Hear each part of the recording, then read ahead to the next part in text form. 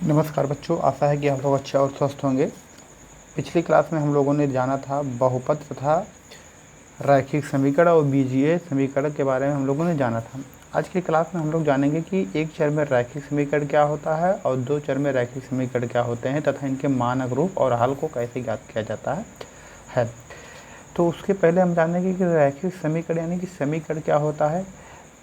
हम पिछली क्लास में जाने थे कि 4 अंक गणितीय संक्रियाओं जोड़, घटाना, गुणा और भाग द्वारा जुड़े चार अचर चार अचर के संयोजन को बीजगणितीय व्यंजक कहते हैं। यानी कि जो ऑपरेशन होता है, मैथमेटिकल ऑपरेशन होता है, प्लस माइनस और मल्टीप्लिकेशन एंड डिवीजन, ये होते हैं इसके क्या होते हैं, ऑपरेशन होते हैं। यानी कि इसको कहा जा सकता है संक्रिया कहा जाता है, के द्वारा जुड़े हुए चर तथा अचर के संयोजन को हम बीजगणितीय व्यंजक कहा जाते हैं। तथा बराबर के साथ बीजगणितीय व्यंजक क्या कहलाते हैं, समीकरण कहलाते हैं। अर्थात क्या है, अगर दो बीजगणितीय व्यंजक को हम बराबर में लिखते हैं तो वो क्या बन जाता है, आपका एक प्रकार का समीकरण बन जाता है।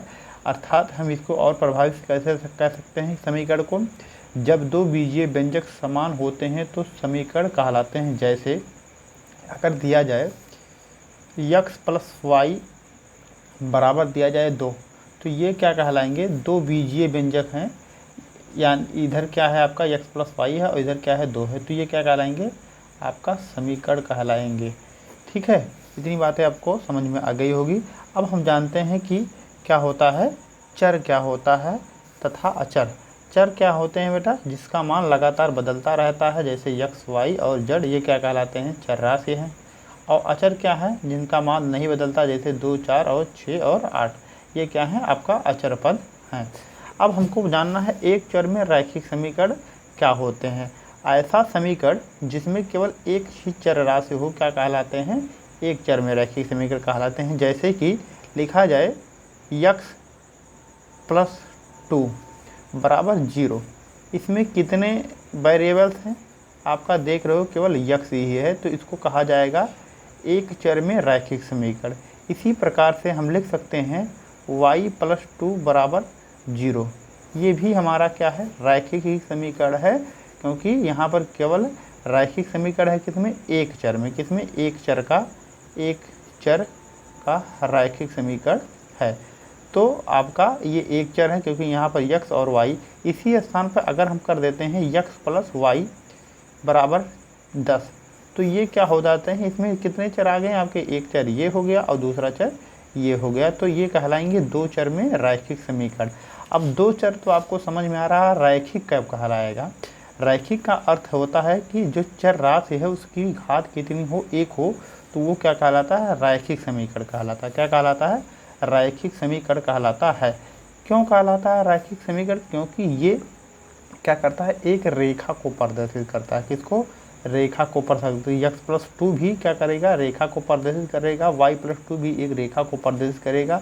इसीलिए तथा x प्लस वाई भी एक रेखा को ही प्रदर्शित करेगा।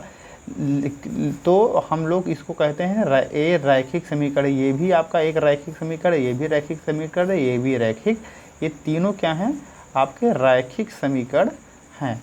लेकिन अब ये क्या है, दो चर में रैखिक समीकरण है, तो अंतर कैसे होगा, कैसे हमको पता चलेगा कि रैखिक समीकरण है या नहीं। तो यदि हम क्या करते हैं, यहाँ से x बराबर x प्लस 2 है, x प्लस 2 है बराबर 0 है, अगर x का मान निकालें तो -2 निकलेगा।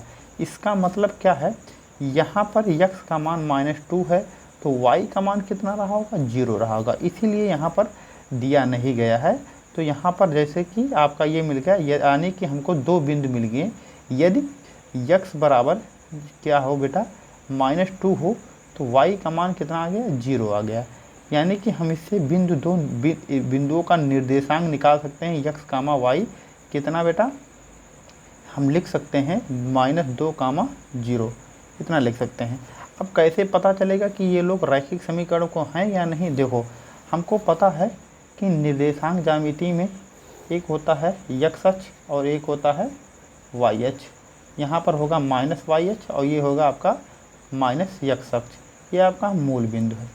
अगर यहाँ दिया गया है -2, x बराबर -2, तो x बराबर -2 कहाँ आएगा बेटा, 1 यहाँ ले लिया जाए और 2, यानी 1 -1 और -2 यहाँ पर होगा। यानी कि हमको कहाँ मिला, यक्स बराबर -1 यहाँ पर मिला। और वाई कहाँ मिलेगा, 0, हमको वाई यहीं पर 0 मिलेगा। यानी कि हमको ये जो बिंदु मिला, इस बिंदु का नाम कितना है बेटा, -2 और कामा 0 है। तो यानी कि हमको ये जो रेखा है वो कहाँ से जा रही है, यहाँ से जा रही है ऐसे। तो इस रेखा के इस रेखा को हम क्या नाम देंगे, x+2 बराबर 0 देंगे। ठीक है। इसी प्रकार यहाँ y+2 दिया गया है। y+2 का मतलब क्या है, y+2 भी क्या है आपका एक रैखिक समीकरण है। क्या है, एक रैखिक समीकरण है। तो बराबर 0 दिया गया है, तो ये इम्प्लाई क्या करेगा कि y बराबर -2 होगा। अब अगर y यहाँ पर -2 है तो x कितना है, नहीं है, तो इसका मतलब ये 0, जो नहीं होता उसको कहते हैं 0। तो हमको बिंदु कितने मिले, हमको बिंदु मिला क्या क्या बेटा, x और कामा y का मान हमको मिल गया 0 और कामा -2 मिल गया। यानी कि जो 0 उसको यहाँ पहले लिखेंगे। अब देखते हैं कि y बराबर -2 कहाँ मिलेगा। y बराबर -2 एक यहाँ बढ़ेगा, -2 यहाँ मिलेगा। यानी कि हमको कहाँ मिल रहा है, यहाँ से। अब y तो है ही नहीं, तो हमको कहाँ से, ये रेखा यहाँ से जाएगा। इस रेखा का नाम है y+2। तो आप लोग देख रहे हो कि क्या है, x+2 तथा y+2 क्या बता रहा है, एक रेखा को प्रदर्शित कर रहा है। और इसीलिए इसको कहा गया है रैखिक समीकरण। एक चर में रैखिक समीकरण, तथा यहाँ पर y भी है, ये भी एक चर में रैखिक समीकरण है। अब आप लोग सोच रहे होंगे कि सर y+2 अगर दिया गया है तो ये कहाँ से जाएगा, ये भी जाएगा। यहाँ पर अगर देखते हैं, अगर यहाँ पर हम x का मान रख देते हैं कितना बेटा, 5, और y का मान रख देते हैं, मान लेते हैं ये भी 5 रख देते हैं, तो ये हो जाएगा 10 हो जाएगा। यानी कि x का मान कितना है, 5 है, y का मान भी 5 है। तो x का मान यहाँ पर क्या होगा, 1 2 3 और 4 और 5, यानी कि 1 2 3 और 4 और 5 है। तो यहाँ पर हमको क्या मिला, 5 मिला। किसका मान, x का मान। तो x का मान यहाँ पर क्या होता है, x अक्ष पर यह 5 है, और y अक्ष पर, x अक्ष पर कितना होता है, 0 हो जाता है। कितना हो जाता है बेटा, 0 हो जाता है। तो x अक्ष पे क्या होता है बेटा, x अक्ष पे y क्या होता है, 0। तो हमको यहाँ पर मिल गया एक पहला बिंदु। दूसरा बिंदु हमको चाहिए y बराबर कितना है, 5 है। y बराबर कितना दिया गया बेटा, 5। यहाँ देखो y का मान भी 5 लेते हैं, तो y का मान 1 2 3 और 4 और 1 मिल जाएगा, यहाँ 5। यहाँ पर हमको मिला 5, y का मान कितना है, 5। यानी इस बिंदु का निर्देशांक कितना मिला बेटा, यहाँ पर बेटा x कामा y है, तो इसका मान मिला 0 कामा 5 मिला। अब देखो x का मान y अक्ष पर 0 होता है और x अक्ष पर y का मान 0 होता है। अब इन दो रेखाओं को अगर हम यहाँ से मिला देते हैं ऐसे, ये जो रेखा बनेगी आपकी क्या बनेगी, ये रेखा कहलाएगी x+y बराबर 10। तो आप लोग देख रहे हो कि x+y बराबर क्या मिल गया, हमको 10 मिला। ये भी एक रैखिक समीकरण है। यहाँ पर y+2 मिला, ये भी एक रैखिक समीकरण है।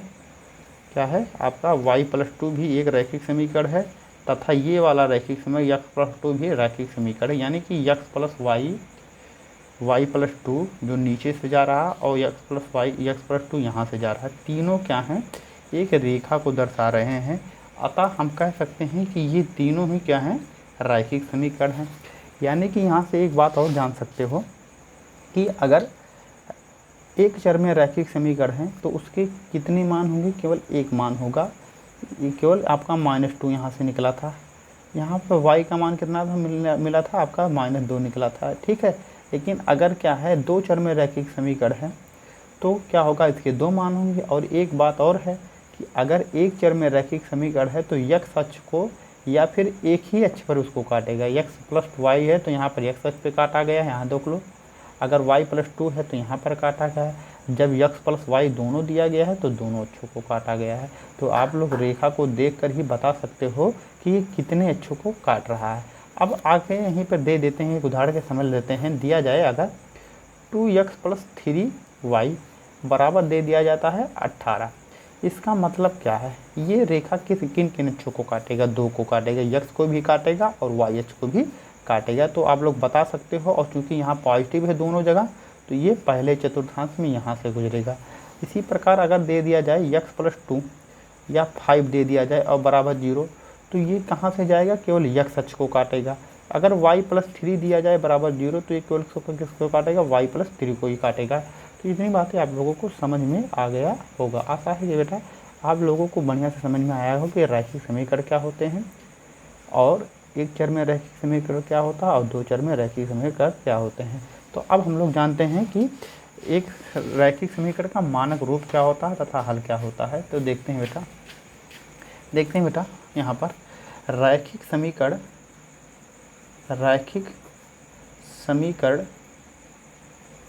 का मानक रूप यानी कि स्टैंडर्ड आपका किस तरह लिखा जाता है। ये लिखा जाता है बेटा ax प्लस by और प्लस c बराबर 0 लिखा जाता है, जहाँ पर a और b और c ये क्या होते हैं बेटा, आपका अचर पद होते हैं। अचर पद यानी कि जिसका मान नहीं बदलता है, तथा x y और जो होते हैं ये क्या होते हैं, चर पद होते हैं, चर राशियाँ होती हैं। तो ये आपका किसका है, रैखिक समीकरण है का मानक रूप है किसका बेटा, दो चर वाले रैखिक समीकरण का क्या है, रैखिक समीकरण का मानक रूप है। क्या है बेटा, ये मानक रूप है।